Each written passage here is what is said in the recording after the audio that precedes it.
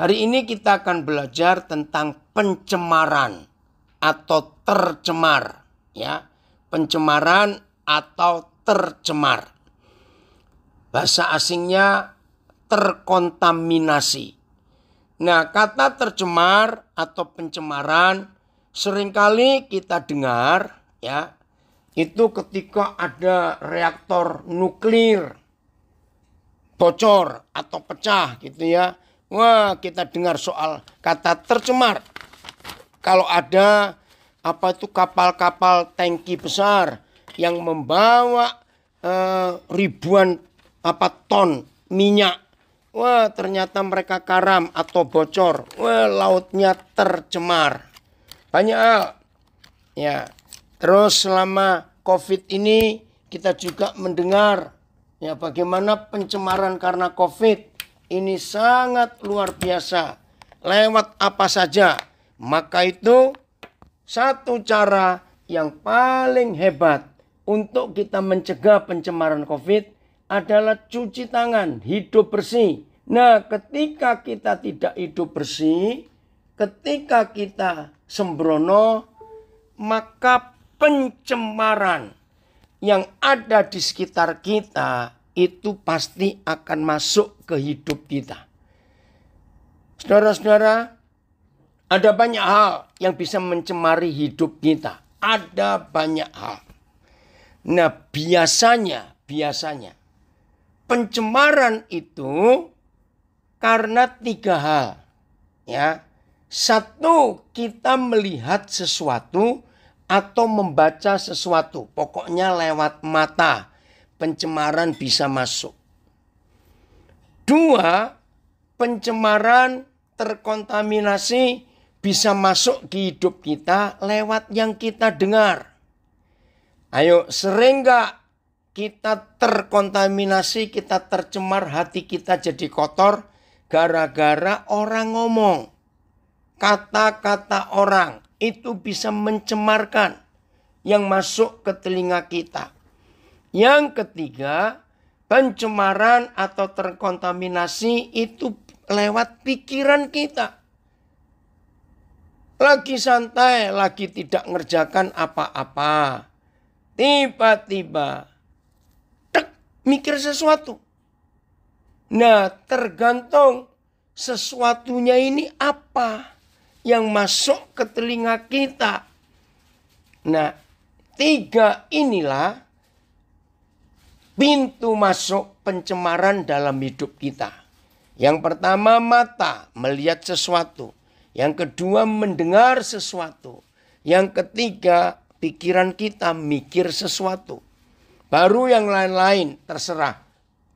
Ada banyak hal yang kita bisa melihatnya.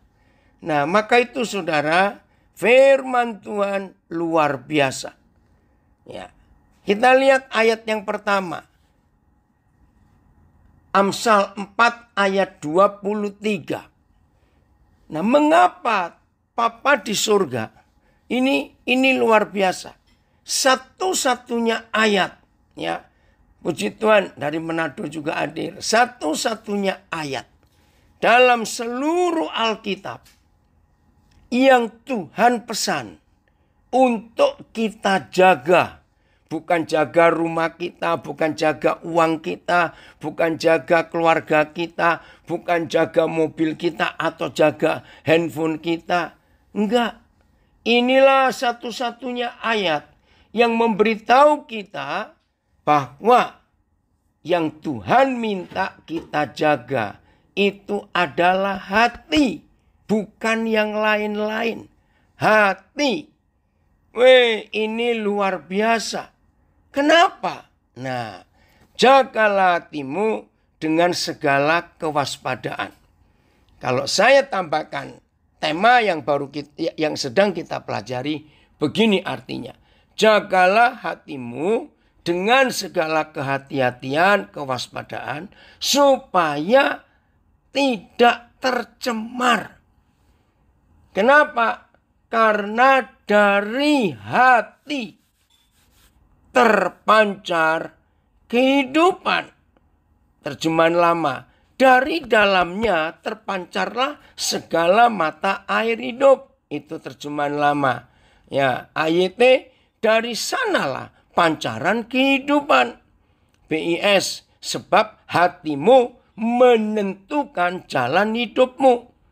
Nah, sekarang bayangkan kalau hati kita tercemar, maka jalan hidup kita juga tercemar. MILT, karena dari situlah pancaran-pancaran kehidupan. Sama Selbir AVB, karena dari situlah terpancar mata air kehidupan. Nah, sekarang saya tanya, apa lawan katanya kehidupan? Ya gampang, kematian. Betul enggak? Lawan katanya kehidupan adalah kematian. Puji Tuhan, dari Balikpapan ini anak saya hadir. Bayangkan saudara, apa yang terjadi, dengarkan ini. Bukan cuma untuk diri kita. Ini banyak orang tidak menyadari betapa ngeri dampak pencemaran atau tercemar ini. Jadi kalau hati saudara dan hati saya, kalau hidup saya, hidup saudara terkontaminasi, tercemar dengan hal apa saja. Kata tercemar tidak ada yang positif, ya. Walaupun ada orang ketularan hal-hal positif, ada pengaruh-pengaruh baik, ada. Tapi kalau kata tercemar itu pasti negatif. Nah, banyak orang tidak menyadari ini penting. Kalau saudara dan saya tidak menjaga hati kita dari segala kewaspadaan, yang tercemar bukan cuma diri kita. Ini loh yang perlu kita perhatikan. Yang tercemar itu orang-orang di sekitar kita juga. Itu akan tercemar. Ngeri nggak dampaknya? Maka itu jangan anggap enteng. Jadi kalau kita tercemar, kita nggak bisa berkata gini, ya udah aku saja. Nggak bisa. Sesepi-sepinya sebuah daerah di mana saudara tinggal, tetap ada orang di sekitar tempat itu. Nah, itu akan tercemar orang-orang di sekitar kita. Maka itu firman ini perlu kita perhatikan. Siapa yang mencemarkan hidup ini? Atau apa yang mencemari pusat kehidupan ini? Karena begitu pusat kehidupan ini terkontaminasi, tercemar dengan barang-barang jahat, negatif, merusak. Itu yang tercemar nggak cuma kita, tapi orang-orang di sekitar kita. Maaf, jangan tersinggung. Tapi kalau ada yang pernah ngalami, saya minta tertawa ya. Tertawa untuk siapa? Ya tertawakan diri sendiri dong. Dengar ini, dengar. Siapa pernah nendang kucing yang gak buat apa-apa? Maaf. Siapa pernah nendang ayam atau nendang kambing atau nendang anjing? Maaf, ini saya cuma cerita. Padahal mereka itu gak ngapa-ngapain. Cuma karena saat itu hati sedang jengkel, hati sedang tercemar. Kebetulan yang lewat yaitu. Ayo, jadi pelampiasan gak? Mereka nggak tahu apa-apa. Kita tendang mereka. Saya nggak lihat ini. Saudara, ada yang senyum-senyum nggak kira-kira melihat ini semuanya? Nah, maka itu saudara, kita harus hati-hati. Kalau kita tercemar nggak cuma diri kita sendiri.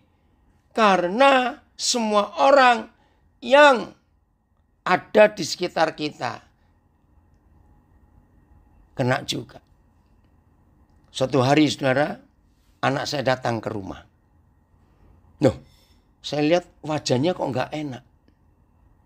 Terus saya melihat tangan kanannya dia lipat gitu ya. Jadi disembunyikan. Padahal nggak bawa apa-apa.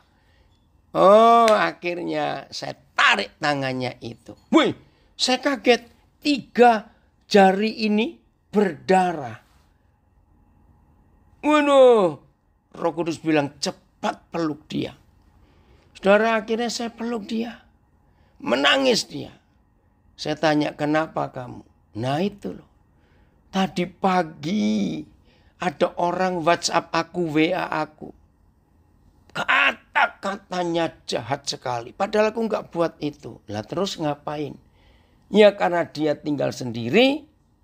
Nggak ada orang pas di rumah itu. Terus saya tinju tembok rumah. Saya tertawa. Kenapa bodoh betul kamu? Cobalah kamu cari pohon pisang. Tinjulah dia. Tembok nggak salah. Kamu. Elvis Semarang masih nyanyi-nyanyi. Oh, ya. Tembok nggak salah kamu tinju. Nah sekarang yang sakit siapa? Berdarah saudara. 3 jari ini karena ngeri sekali. Nah jadi saudara, kontaminasi, tercemar. Ternyata bukan cuma untuk diri kita, tapi untuk orang-orang sekitar kita. Kalau ada binatang pas lewat, kita lagi jengkel, lagi tercemar, binatang itu pun kena dampaknya padahal mereka nggak salah apa-apa pada kita. Dan contoh tadi tembok pun yang nggak salah apa-apa ditinju. Ya yang luka bukan temboknya. Ini loh saudara. Ibrani 12 ayat 15. Wih, ngeri sekali ya. Pencemaran itu mengerikan sekali. Ibrani 12 ayat 15. Ya. Kita lihat ayat ini. Jagalah supaya jangan ada seorang pun menjauhkan diri dari kasih karunia Tuhan, agar jangan tumbuh akar yang pahit. Nah, orang yang di hatinya tumbuh akar pahit, kalau akarnya pahit berarti pohonnya pahit. Kalau pohonnya pahit, buahnya juga pahit. Apa yang terjadi pada seorang kalau menjauhkan diri dari kasih karunia? Apa sih artinya menjauhkan diri dari kasih karunia? Pengampunan. Kasih karunia itu anugerah pengampunan dari Bapa di surga untuk kita. Jadi kalau ada orang menjauhkan diri dari kasih karunia, artinya orang itu tidak mau terima pengampunan dari Tuhan. Yuh, masa sih ada orang gak mau terima pengampunan dari Tuhan? Ada. Ketika orang itu marah pada seorang atau lebih, wih, orang itu jadi ganas. Saya pernah loh ketemu beberapa orang, untung gak banyak. Ya mudah-mudahan gak ada yang ngikuti, yang sedang belajar. Ya via Zoom, Instagram, Facebook ini termasuk yang mendengarkan audionya. Saudara perhatikan. Orang ini bisa berkata begini loh, saya sampai geli juga. Tapi saya pikir orang ini pintar, tapi itu setan yang merasuki. Dan dia ngomong gini, ini beberapa orang, gak banyak, untung gak banyak. Tuhan, karena dia murid Yesus, orang Kristen, sedang emosi, sedang terkontaminasi hatinya. Tuhan, aku minta izin berdosa. Gak lama-lama kok, 5 menit saja. Loh, saya tuh pernah dengar loh ada orang doa seperti itu. Saya pikir ini pikiran dari mana sih? Tuhan, izinkan aku berdosa 5 menit saja. Nanti aku bertobat lagi. Awas ya. Kalau ada di antara saudara yang pernah berpikir begitu, bertobat hari ini. Iya. Kalau sebelum bisa lewat 5 menit. Tiba-tiba ketika kita berdosa di menit keempat. Terus kita mati atau ditabrak. Ayo. Kemana? Karena belum selesai 5 menitnya toh. Saya tanya, mengapa kamu minta waktu 5 menit untuk berdosa? Wih, saya kaget. Saya mau pukul bajingan itu. Hah? Ayat mana? Nah, saya tidak tahu. Pokoknya jangan ada ya di antara kita yang minta izin berdosa. 5 menit kah? 2 menit kah? 10 menit? Awas. Itu terkontaminasi. Nah, orang seperti itu yang tidak mau terima pengampunan. Oke, tadi ada yang tayangkan TSI, terjemahan sederhana. Makasih Mike, kamu sudah sehat ya, bersama Lala. Berjaga-jagalah supaya jangan seorang pun di antara kalian yang berhenti berpegang kepada kebaikan hati Tuhan.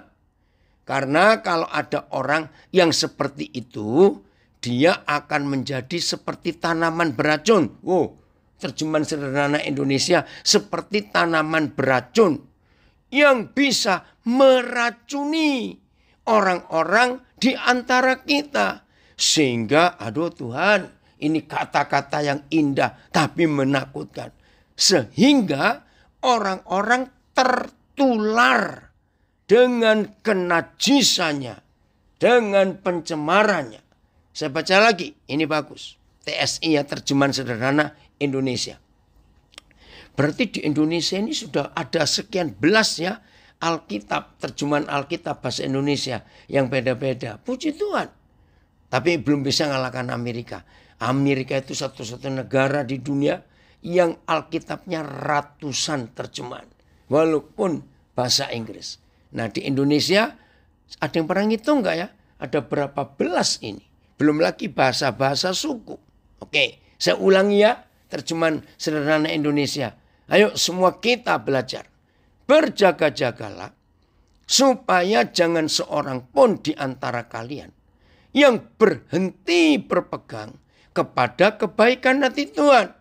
Karena kalau ada orang yang seperti itu, dia akan menjadi seperti tanaman beracun yang bisa meracuni orang-orang di antara kita. Sehingga orang-orang tertular dengan kenajisannya. Luar biasa. Jadi kalau kita tercemar, hati kita tercemar, ternyata nggak cuma kita sendiri. Orang-orang di sekitar kita kena. Aduh, kalau saya ngomong ini, hati saya sedih, hati saya sakit. Begini, Papa Mama, kalau kalian dua sedang saling mencemari, dengar kata ini. Kalau kalian dua sedang saling mencemari, Papa Mama ya, tolong catat. Menurut terjemahan sederhana Indonesia tadi, maka dua orang Papa Mama ini menjadi pohon beracun di rumahnya. Karena nggak mau mengampuni, karena dendam, karena sakit hati, karena marah. Istri kepada suaminya nggak mau mengampuni. Suami pada istrinya, kebalik nggak sih? Ya, suami pada istrinya, istri pada suaminya nggak mau mengampuni, dendam. Mereka dua, kita berdua menjadi pohon beracun. Dan anak-anak adalah korban pertamanya yang akan mati oleh racun yang kita buat sendiri. Sadis enggak itu? Saya ulangi terjemahan baru.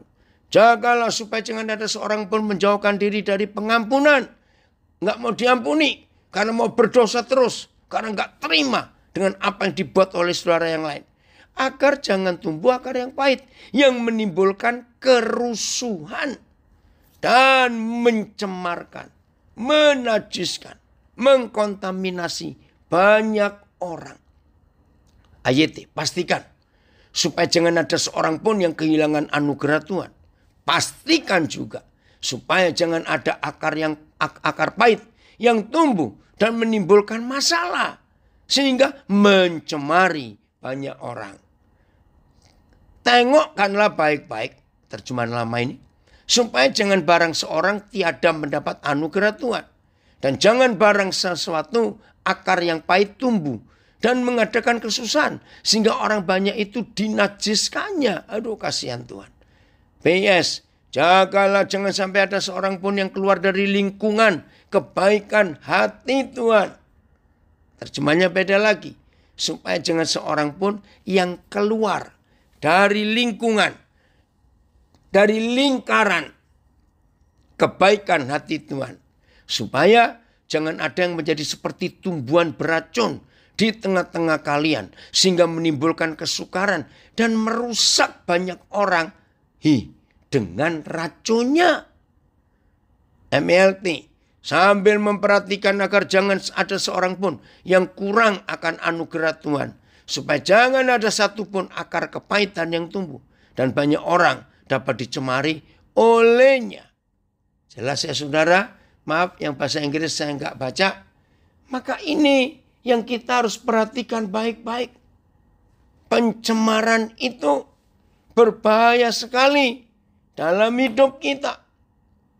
Maka itu kalau saudara dan saya bisa menjaga hati kita dari semua pencemaran, kontaminasi dari dosa dan dari dunia ini. Percayalah saudara, hidup kita akan bahagia. Dan kalau kita bahagia, maka orang-orang di sekitar kita pun akan kena dampak kebahagiaan itu. Luar biasa Tuhan kita. Terima kasih Bapak untuk itu. Ini berapa hari ini saya lagi melayani suami istri. Gembala loh saudara. Aduh, dua-dua pelayanan suami istri. Tapi, aduh sedih kalau melihat ini. Saya berharap mereka mau berubah. Sulit untuk mengampuni. Dua-dua sulit untuk mengampuni. Saya bilang anak-anak kalian yang kasihan. Sudah rumahnya kecil. Tinggal dipastori lagi. Rumah sekecil itu dibagi untuk ruang kebaktian lagi.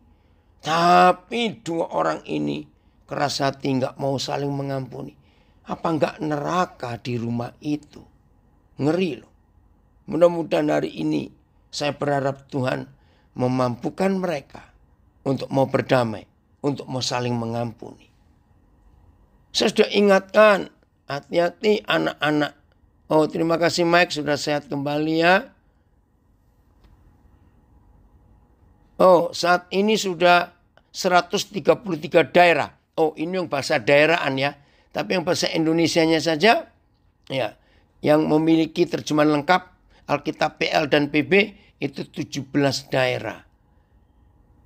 Oh, ada terjemahan versi membaca dengan mudah. Saya baca. Hati-hatilah supaya tidak ada yang gagal mendapat anugerah Tuhan. Hati-hatilah supaya tidak ada orang seperti tanaman pahit yang tumbuh di antara kamu. Orang semacam itu dapat mencemarkan seluruh kelompokmu. Wih, masih ingat kalau Tuhan Yesus bicara tentang orang-orang Farisi? Kata kamir, ya. Kata kamir, masih ingat itu? Itu dari bahasa Arab. Kamir itu meracuni. Ya, ragi sedikit. Sering kita dengar itu ya. Ragi sedikit itu bisa merusak, mencemarkan banyak orang. Nah, seperti ini istilah yang dipakai oleh versi membaca dengan mudah. Ya, luar biasa Tuhan kita. Terima kasih untuk itu. Mari kita lihat sekarang. Filipi pasal yang ketiga. Maaf ya, saya ini yang meninggal ini saya lagi harus jawab dulu. Maaf ya, sabar. Filipi pasal 3 ayat 17. Saya akan baca. Saudara-saudara, ikutilah teladanku. Dan perhatikanlah mereka yang hidup ya, seperti kami yang menjadi teladanmu. Karena seperti yang telah, ini loh, mulai dari sini saudara perhatikan. Sama seperti yang telah kerap kali ku katakan kepadamu. Ya, perhatikan firman itu. Yang tiap kali ku katakan kepadamu. Jadi enggak cuma sekali dua kali loh saudara. Tapi kerap kali. Jadi berkali-kali. Dan yang kunyatakan pula sekarang. Aduh. Sambil menangis. Luar biasa. Banyak orang yang hidup sebagai seteru salib Kristus. Luar biasa. Coba carikan ayat 18 dengan berapa terjemahan. Nah, tolong juga yang TSI, apalagi ini kalimat yang luar biasa. Ada komen dari Instagram saya. Oh, Facebook, maaf ya. Puji Tuhan, karena selalu membiarkan firman Tuhan dan pengajaran dari Papa, saya bisa selalu dan terus bisa mengampuni orang yang terdekat yang saya sangat-sangat menyakiti berulang-ulang. Saya bebas dari rasa sakit, amarah, kecewa. Dan ibu ini mengajak, ayo semangat lakukan firman. Luar biasa bukan? Nah, lihat terjemahan AYT. Oh, bahasa Jawa nanti saya baca ya. AYT. Sebab ada banyak orang yang hidup sebagai musuh salib Kristus. Ya, seteru musuh. Tentang hal ini aku sudah sering menceritakannya kepadamu. Dan sekarang aku menceritakannya lagi dengan air mata. Terjemahan lama. Karena banyak orang yang melakukan dirinya menjadi seteru kepada salib Kristus. Yang aku sudah mengatakan beberapa kali kepadamu. Tetapi sekarang juga aku katakan dengan tangisku. Saya sudah sering kali memberitahukan kepadamu. Dan sekarang saya mengulanginya lagi dengan menangis. Bahwa ada banyak orang yang hidupnya merusak arti kematian Kristus di salib. Aduh, sedih. Sebab banyak orang hidup yang sering kukatakan kepadamu. Dan sekarang pun aku mengatakannya dengan menangis. Sebagai musuh-musuh salib Kristus. Jangan lagi. Oke, saya baca bahasa Jawanya ya. Terima kasih Pak Pendeta dari Surabaya. Awit kaya kang wis kerep banget dak kandhakake marang kowe kabeh. Lan kang saiki dak praktek dak tak pratelake maneh kalawan nangis dengan menangis. Akeh wong kang uripe dadi satru. Ini setru ya. Dadi satruning salibe Kristus. Banyak loh saudara, akeh. Tuhan tolong kami. Jadi nggak sedikit ternyata. Nah, kenapa ada orang Kristen, ada murid Yesus menjadi seteru salib Yesus? Ada apa? Puji Tuhan, anak saya yang polisi di Nabire gabung. Ayo, semangat David. Menjadi berkat buat banyak orang dalam hidup ini. Dan kembali ke satu terjemahan. Lihat ayat 19. Nah, kapan? Kok bisa? Bagaimana kita yang hamba Tuhan, murid Yesus, orang Kristen, bisa menjadi seteru salib Kristus? Kok bisa? Ya itu tadi. Karena pencemaran yang dari dunia ini.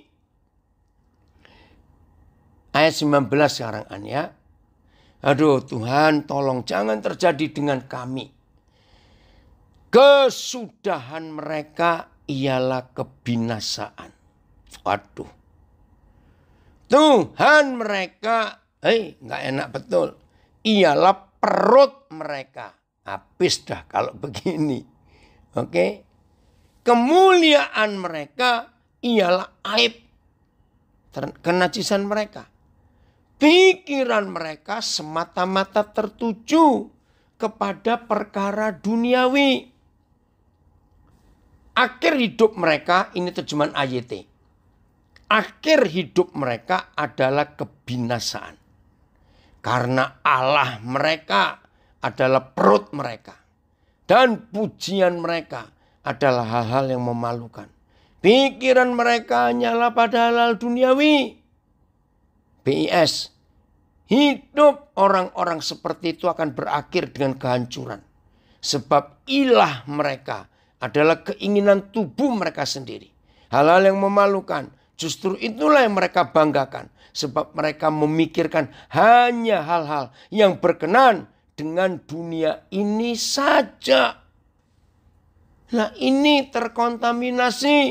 FAYH saya akan baca. Hari depan mereka ialah kebinasaan kekal. Oh Tuhan tolong kami. Jangan main-main. kebinasaan kekal hari depan orang yang terkontaminasi dengan hal-hal duniawi ini. Sebab mereka bertuhankan hawa nafsu. Dan mereka membanggakan hal-hal yang sebenarnya mengaibkan mereka. Yang mereka pikirkan hanyalah kehidupan di dunia ini. Bahasa Jawa. Ya, karena ada beberapa suara kita yang Jawa. Wekasane wong-wong iku nemai karusakan. Wekasane artinya ujung-ujungnya. Kang dadi alae ya iku wetenge. Kang dadi kamulyane ya iku kanistaane. Pangangen-angene keinginannya mung tumuju marang prakara kadonyan. Saudara, ayo hari ini kita ambil putusan. Bagaimana kita hidup tiap hari belum bangun saja. Artinya belum bangkit dari tempat tidur. Kita masih di tempat tidur. Orang Jawa bilang leye-leye. Ya toh, begitu kita melek kan gak langsung bangun. Bisa buat ini buat itu. Nah biasanya itu loh kebiasaan orang zaman sekarang begitu melek. Kecuali yang di warga binaan ya. Begitu kita melek langsung cari HP. Awas. Nah waktu kita leye-leye belum apa-apa masih di tempat tidur. Kan sudah macam-macam ini. Masuk ke pikiran. Biasanya pikiran karena kita kan belum dengar apa-apa, belum melihat apa-apa. Nah itu sudah pagi-pagi kalau kita nggak jaga hidup kita. Kita sudah terkontaminasi loh saudara. Dengan semua hal-hal yang jahat ini. Maka itu penting sekali untuk kita jaga. Nah ayat 20-an. Ayat 20. Nah kita harus tahu kita ini warga negara mana. Oh hari-hari ini saudara. Ada satu kewarganegaraan yang ditakuti dan dijauhi oleh semua bangsa di dunia. Maaf. Warga negara India. Ngeri sekali. Ini satu-satunya negara yang sadisnya. Corona itu membunuh banyak orang. Sampai rumah sakit. Aduh, sampai saya nggak tahan, nggak berani kalau lihat TV. Jadi yang masih nggak percaya corona ada, lihat itu India. Nah, kita ini kewarganegaraan negara mana? Karena kewargaan kita adalah di dalam surga. Dan dari situ juga kita menantikan Tuhan Yesus Kristus sebagai juru selamat. AYT. Akan tetapi kewarganegaraan kita adalah di surga. WNS istilahnya, warga negara surga. Di mana kita dengan penuh semangat menanti-nantikan juru selamat, yaitu Tuhan Yesus Kristus. Terjemahan lama. Tetapi tanah air kita ada di surga. Dari sana juga kita menantikan juru selamat, yaitu Tuhan Yesus Kristus, BIS. Tetapi kita adalah warga negara surga. Dari situlah Raja Penyelamat kita. Dari situlah juga Raja Penyelamat kita. Tuhan Yesus Kristus akan datang. Dialah yang kita nanti-nantikan dengan rindu. Oke. Saya akan baca FAYH ya. Bentar. Padahal tanah air kita ialah surga. Yaitu bersama dengan juru selamat kita, Tuhan Yesus Kristus. Dan kita menantikan dia kembali dari sana. Puji Tuhan untuk janji Tuhan yang luar biasa. Nah, kalau kewarganegaraan kita itu dari surga. Berarti saudara, pola pikir kita juga. Saya ulangi, berarti pola pikir kita juga harus pola pikir surgawi. Nah, kalau pola pikir kita pola pikir surgawi, maka kita dalam tanda kutip ya akan terkontaminasi. Lagi sekali, ini sulit. Bukan untuk hal yang positif, tapi untuk mengerti saja. Kalau kewarganegaraan kita di surga, maka cara berpikir kita, pola pikir kita harus pola pikir surgawi. Maka yang mencemari kita, dalam tanda kutip ya, yang menulari kita harus hal-hal yang surgawi. Karena dari sana kita berasal. Jelas ya? Terima kasih Tuhan untuk janji yang luar biasa ini. Ayat 21. Ayat 21. Yang akan mengubah tubuh kita yang hina ini sehingga serupa dengan tubuhnya yang mulia, menurut kuasanya yang dapat menaklukkan segala sesuatu kepada dirinya. Oh, terima kasih. Ayat iya, karena kita warga negara surga, maka raja kerajaan surga, ia akan mengubah tubuh kehinaan kita ini menjadi serupa dengan tubuh kemuliaannya. Dengan kuasanya itu, Kristus mampu membawa segala sesuatu tunduk kepadanya. Wow, puji Tuhan untuk itu. Terima kasih Bapak. Ya. Oh, terjemahan sederhana ya. Nah, sebentar, ini ayat yang keberapa? Oke, saya baca lagi. Ini baru kebaca saya ayat 18 saya. Maaf, saya mundur lagi. Terjemahan TSI ya ini ya. Saya berkata begitu karena ada hal yang sangat menyedihkan hati saya. Seperti yang sudah pernah saya katakan berulang kali kepada kalian. Sekali lagi, saya ingatkan bahwa sekarang banyak orang yang mengakui diri mereka sebagai pengikut Kristus, tetapi hidup mereka hanya untuk memuaskan keinginan diri sendiri saja. Dan mereka melakukan segala macam hal yang memalukan. Bahkan mereka bangga atas semua hal itu. Tetapi kita sudah menjadi warga negara kerajaan surga. Dan kita sangat merindukan saatnya Tuhan dan Juru Selamat kita Yesus Kristus datang kembali dari sana. Ayat 21. Dan dengan memakai kuasanya yang luar biasa, Dia akan mengubah tubuh kita yang hina ini menjadi serupa dengan tubuhnya yang mulia. Kuasanya yang luar biasa itu adalah kuasa yang terus Dia gunakan untuk menaklukkan segala sesuatu di bawah pemerintahannya. Bayangkan. Masa kita akan kalah lagi? Kalau segala sesuatu ditaklukkan di bawah kepemerintahannya itu. Saudara, mari mulai hari ini semua kita serius ya dalam hidup kita untuk melakukan kehendak Tuhan yang sempurna itu. Setuju ya? Mau tidak mau, untuk kita harus hidup seperti yang Tuhan kehendaki. Hebatnya kalau kita hidup dalam mengikuti kehendak Tuhan, perjalanan iman kita luar biasa.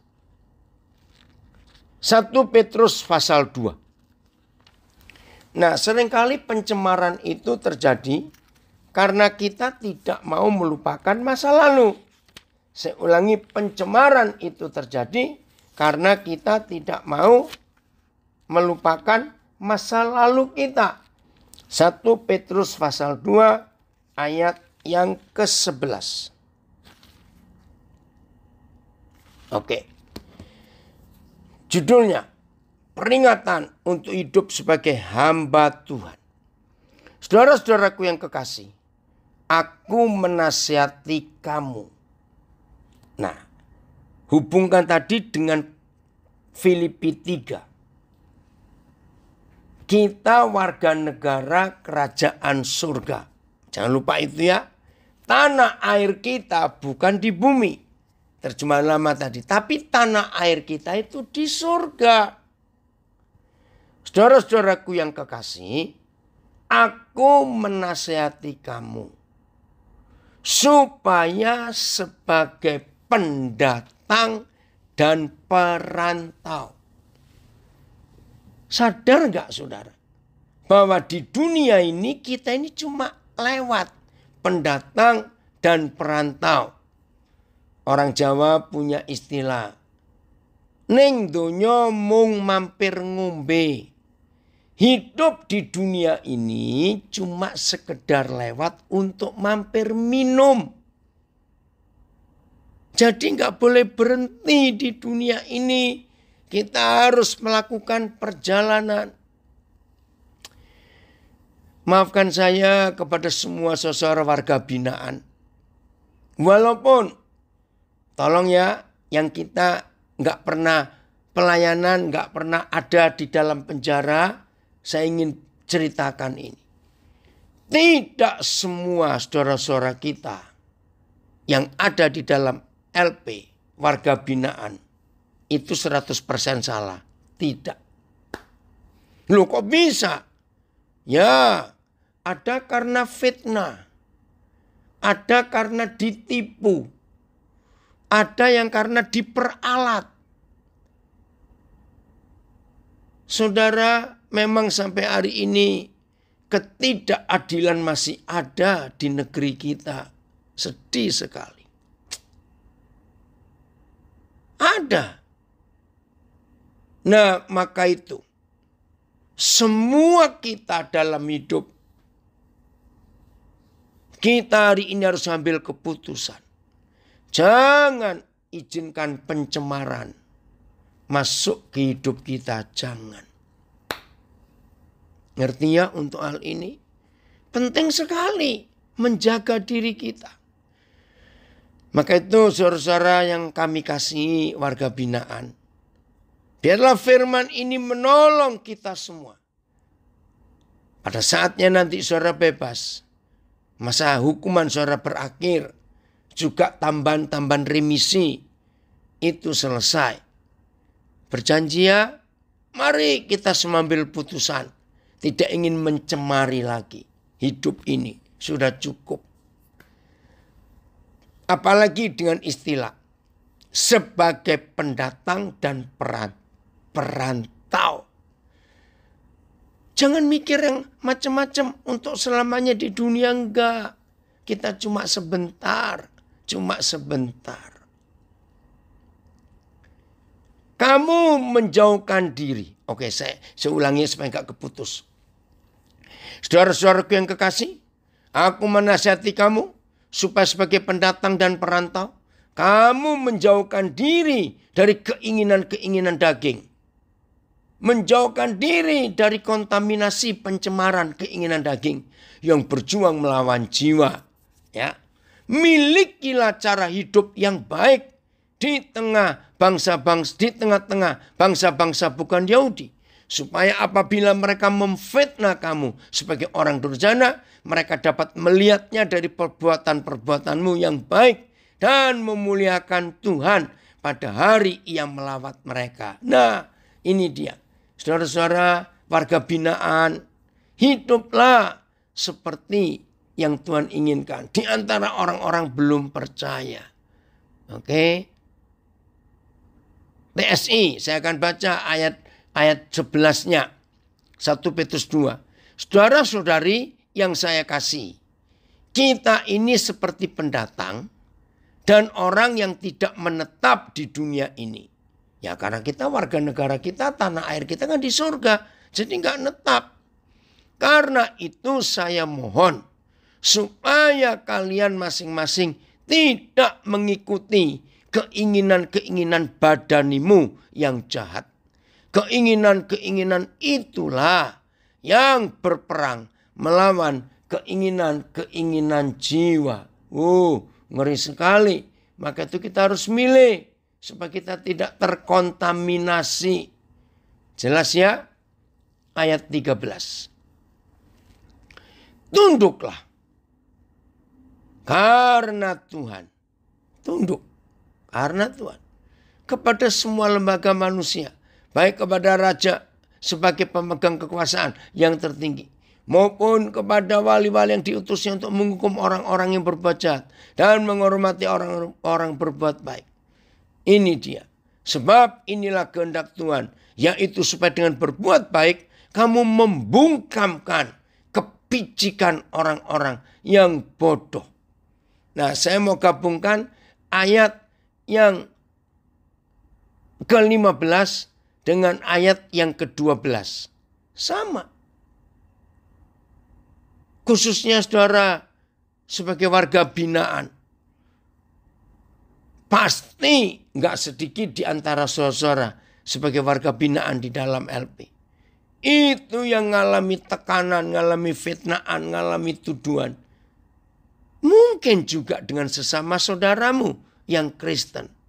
Lebih-lebih kepada mereka yang benci kepada Kristus. Nah, lihat ayat 12 dan 15 ini. Supaya saudara tidak terkontaminasi. Saudara nggak tercemar dengan jahatnya mereka. Ya, tolong simpan ayat 12 dan ayat 15 1 Petrus 2 ini. Saya baca lagi.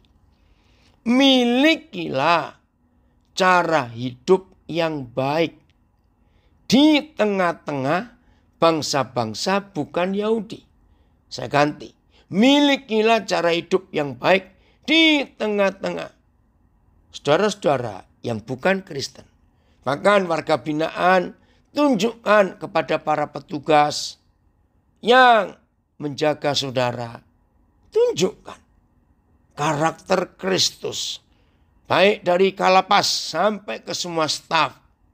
Ayo para typing, hiduplah sungguh-sungguh ya. Maaf saya berkata. Karena saya pernah ketemu di beberapa LP. Ada typing yang sok. Bahkan melebihi petugasnya. Maaf, rendahkan hati. Supaya bisa jadi contoh, jadi saksi untuk yang lain. Saya ulangi. Milikilah cara hidup yang baik di tengah-tengah bangsa-bangsa yang bukan Yahudi. Yang bukan anak Tuhan. Supaya apabila mereka memfitnah kita sebagai orang durjana. Durjana itu artinya bejat, saudara. Itu fitnahan mereka. Maka mereka, ini loh pentingnya. Maka mereka dapat melihatnya dari perbuatan-perbuatanmu yang baik dan memuliakan Tuhan. Pada hari Tuhan melawat mereka. Wih, luar biasa. Jadi begini maksud ayat ini. Diam waktu difitnah. Diam waktu dipojokkan. Tunjukkan karakter Kristus. Nyatakan kasih itu. Maka mereka akan melihat. Dan tuduhan mereka dinyatakan tidak benar. Karena tidak terbukti di hidup kita.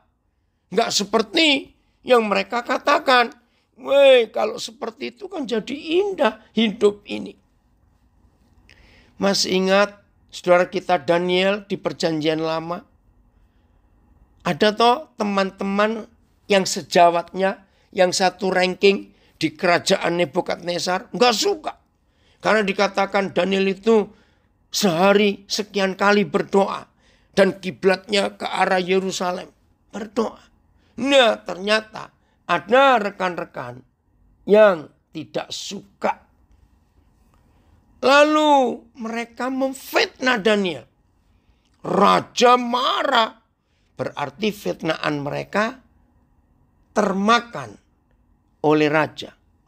Nanti cari ya saudara. Yang siang ini ada waktu baca kisah Daniel ini. Menarik sekali. Tanpa pengadilan. Tanpa pengecekan. Langsung raja menghukum Daniel. Padahal dia nggak mau Daniel dihukum karena dia dijebak. Begitu dia tahu yang dimaksud oleh pemfitnah dan penuduh ini adalah Daniel. Salah satu pegawai kerajaan yang sangat disegani dan dihormati oleh raja. Tapi hukum sudah berlanjut, sudah berlangsung. Pengadilan sudah, vonis sudah jatuh. Daniel harus dilemparkan hidup-hidup ke kandang singa yang sengaja nggak diberi makan. Aduh, raja panik. Ya, kisah itu luar biasa, saudara. Raja nggak bisa menarik kembali hukumannya. Lalu bagaimana ini? Ini orang kesayangannya. Saudara, Alkitab menulis Tuhan sayang Daniel karena masih dibutuhkan. Alkitab berkata, raja semalam-malaman gak bisa tidur. Maka pagi raja bangun untuk buka kandang singa itu. Dia terkejut. Daniel, santai-santai saja. Istilah saya dulu guru sekolah minggu. Oh, singa-singa lapar, singa-singa ganas itu jadi kucing hari itu. Di hadapan kuasa Tuhan. Jadi jelas ya saudara, yang ngalami fitnaan, ngalami tuduhan, ngalami macam-macam. Tunggu keadilan Tuhan akan nyata. Ada komen dari Surabaya juga di Facebook. Yusuf adalah salah satu guru kita. Betul. Terima kasih Tuhan untuk contoh-contoh yang luar biasa. Oke. Saya baca terjemahan FAYH. Ya. Jagalah kelakuan saudara bila berada di tengah-tengah orang yang belum diselamatkan. Meskipun waktu itu mereka mencurigai serta menentang saudara. Kelak atau nanti. Pada waktu Kristus kembali.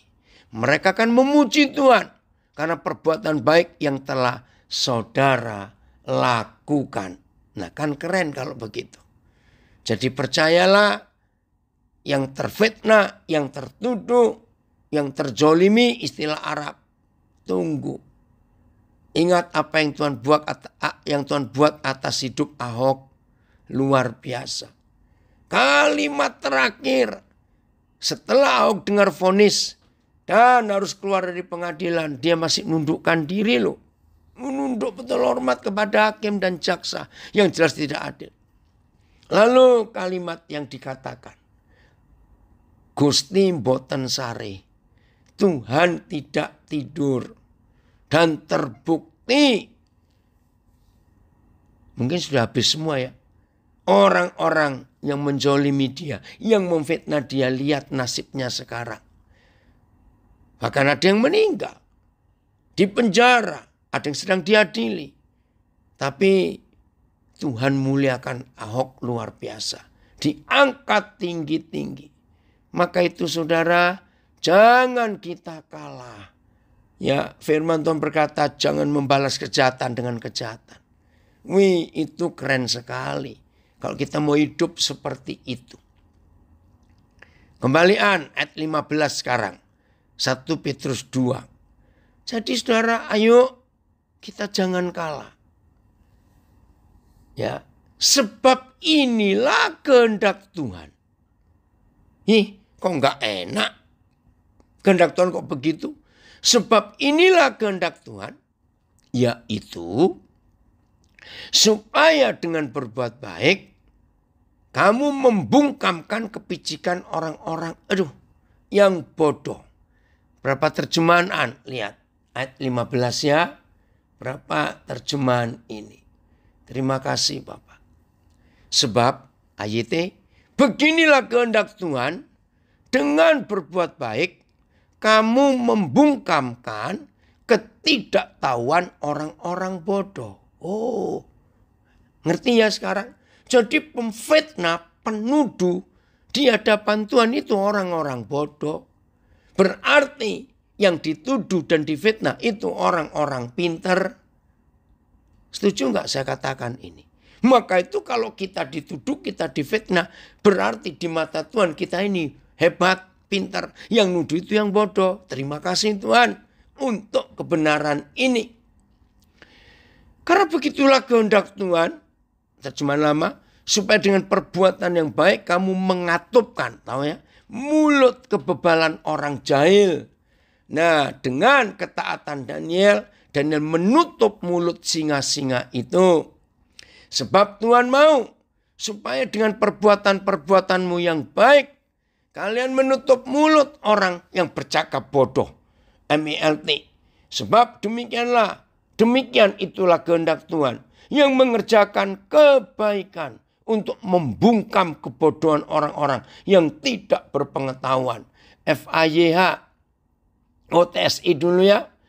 Karena kemauan Tuhan untuk kita adalah supaya melalui perbuatan-perbuatan kita yang baik, kita akan menutup mulut orang-orang yang kurang bijaksana, yang suka menyebarkan fitnah.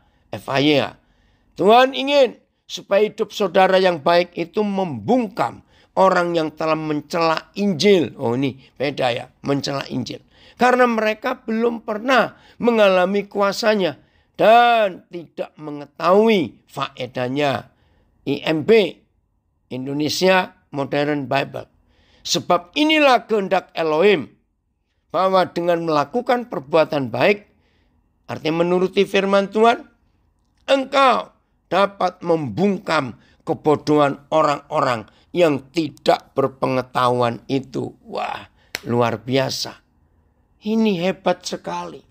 Maka itu saudara, daripada kita tercemar oleh hal-hal yang tidak baik, lebih baik dalam tanda kutip kita mencemarkan, menularkan kuasa Injil, kuasa firman kepada orang-orang yang ada di sekitar kita.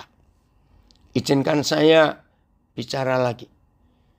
Warga binaan, maaf ini ada yang warga binaan, mumpung sebelum saudara bebas, garami semua saudara, baik yang satu sel ataupun yang satu komunitas di dalam penjara dimanapun saudara berada. Garami mereka, saya pakai istilah, cemari mereka, tulari mereka dengan hidup firman yang hidup di dalam saudara semua. Begitu pula kita yang bebas berkeliaran, maaf dalam tanda kutipnya. Ayo kita menulari orang-orang yang ada di sekitar kita. Dengan menulari orang-orang itu, maka sungguh kuasa Tuhan akan dinyatakan dalam hidup kita. Dan orang-orang itu akan mengalami hal-hal yang luar biasa. Ayat yang terakhir, supaya ini jadi perenungan buat kita. Ya, supaya tidak tercemari, tidak terkontaminasi. Kolose pasal 3 ayat 1 sampai 3. Kolose pasal 3 ayat 1 sampai 3. Dengan cepat saya baca. Karena itu kalau kamu dibangkitkan bersama dengan Kristus, sudah toh kita sudah menjadi orang percaya. Carilah perkara yang di atas, di mana Kristus ada, duduk di sebelah kanan Tuhan, supaya tidak tercemar oleh hal-hal duniawi ini. Maka pikiran kita, konsentrasi pikiran kita harus kepada perkara-perkara yang di surga, bukan yang di dunia. Pikirkanlah perkara yang di atas, bukan yang di bumi. Nah, kalau saudara dan saya sudah menjadi anak-anak Bapa, murid-murid Tuhan Yesus, anggota keluarga kerajaan surga, maka cara berpikir kita nggak boleh pakai cara berpikir duniawi. Harus pakai pikiran surgawi. Disakiti, memberkati. Ditipu, ampuni. Nggak apa-apa. Nanti kan bisa dapat lagi. Ya, dalam hidup saya sering difitnah, sering ditipu. Nggak apa-apa. Karena firman ini yang membuat saya untuk mampu menghadapi itu. Ya, itu tadi. Kalau mereka memfitnah, menurut firman Tuhan mereka itu yang bodoh. Kita yang difitnah, itu yang pinter. Ya milih yang pinter dong. Jangan milih yang bodoh. Oke? Ayat 3. Sebab kamu telah mati. Dan hidupmu tersembunyi bersama dengan Kristus di dalam Tuhan. Oh, terima kasih. Ya sudah. Kalau hidup kita sudah tersembunyi di dalam Kristus, aman. Tidak bisa terkontaminasi lagi. Karena kita sembunyi, dibungkus, tinggal di dalam Kristus Yesus. Nggak bisa pengaruh luar akan masuk. Kecuali kita keluar lagi. Ya, habis kalau kita keluar dari Kristus Yesus. Jadi, mari kita mulai hari ini semua kita menutup diri, menjaga hati terhadap semua kontaminasi. Ya, betul An, nanti setelah ini. Jelas ya? Oh, mari kita mengambil keputusan untuk hidup sungguh-sungguh melakukan kehendak Tuhan. Jaga hati kita, jaga mata kita, jaga pikiran kita, jaga telinga kita, jaga mulut kita. Supaya nggak ada racun-racun yang dari luar merusak hidup kita. Papa, terima kasih untuk firman-Mu ini menjaga kami, menolong kami. Kami terus berdoa untuk keluarga, saudara, warga binaan. Yang mungkin ada beberapa saya nggak dengar kabar lagi. Jangan takut, Tuhan sayang mereka juga. Asal hidup kita mau taat. Jadi siap ya menjaga diri kita untuk tidak terkontaminasi. Tuhan Yesus memberkati kita semua. Dan jangan lupa kita harus jadi pelaku firman ini. Jangan jadi pohon beracun yang menulari, menyakitin banyak